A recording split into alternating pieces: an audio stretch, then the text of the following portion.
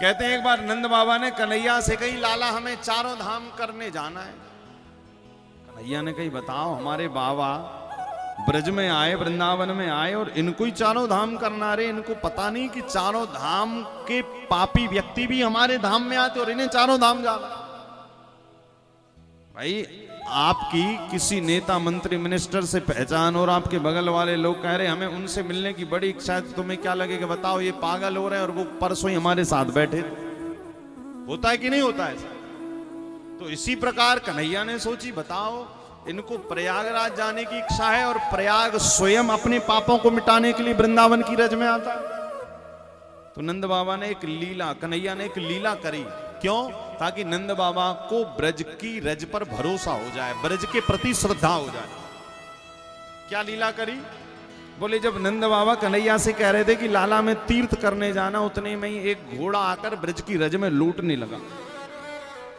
कन्हैया ने कुछ कहा नहीं, घोड़ा आया, घोड़ा बिल्कुल काला था और घोड़ा लौटने लगा ब्रज की रज में। और जैसे ही ब्रज की रज में लौटता रहा 1-2 घंटे और लौटते लौटते वो काले से एकदम सफेद हो गया, वाइट। नंद बाबा ने कही, लाला ये देखो तो चमत्कार। कैसो भैया? कहा चमत्कार?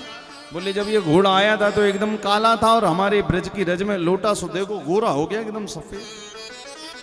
नंद बाबा ने घोड़ा से पूछे, बोले भैया बताओ कोई ना कोई दिव्य पुरुष हो, तुम साधारण नहीं हो, ऐसा कभी हमने देखा नहीं है।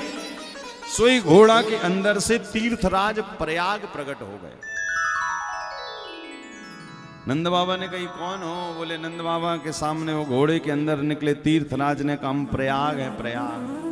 नंद बाबा ने कही, प्रयागराज जय हो जय हो, प्रयागराज आज हमारे ब्रज में आए गए। तो नंद बाबा ने कही, अरे प्रयाग आप और हमारे ब्रज में आए हो? अरे दुनिया भर के लोग आपके पास जाते हैं अपने पापों को मिटाने के लिए। प्रयागराज को क्या कहा जाता है? तीर्थराज। तीर्थराज प्रयाग क्यों कहा जाता है? क्योंकि दुनिया, हम लोग जैसे अन्य तीर्थों में गए तो तीर्थाटन से क्या होता, हमारे पाप कटते हैं। तीर्थों में जब जाते हैं ना, तो जितने पग हम चलते हैं उतने जन्मों के पाप कटते जाते हैं। इसी कारण तीर्थ यात्राएं जीवन में करते रहना चाहिए। साल में 2-4 बार तो आते जाते रहो, क्योंकि घर यहाँ पे तो आपके आतरगांव में तो 3 ही घंटे आनंद मिल रहा है, किंतु वृंदावन आ गए तो 24 घंटे ही राधा राधा कहोगे, राधे राधे कहोगे। तो तीर्थराज प्रयाग से कहा गया, तो नंद बाबा से प्रयागराज ने कही कि हम तीर्थों के राजा हैं। बोले सारे तीर्थ साल में एक बार हमारे यहाँ पर आते हैं। प्रयागराज ने कहा, हमारी भूमि पर आकर अपने पाप मिटाते हैं। नंद बाबा ने कही, हाँ आप तीर्थों के राजा हो? बोले जब सारे तीर्थों के पाप हम मिटाते हैं तो हमारे ऊपर भी पाप का बोझ लद जाता है। किसने कहा? प्रयाग ने कहा, अच्छा ठीक है। बोले सारे तीर्थों के पाप धुलते हैं प्रयागराज में, और प्रयागराज के पाप भी धुलते हैं श्रीधाम वृंदावन में, श्री ब्रज की रज में। बाबा सारे तीर्थों के पाप प्रयाग में और प्रयाग के पाप कहां छूटते हैं? श्रीधाम वृंदावन में।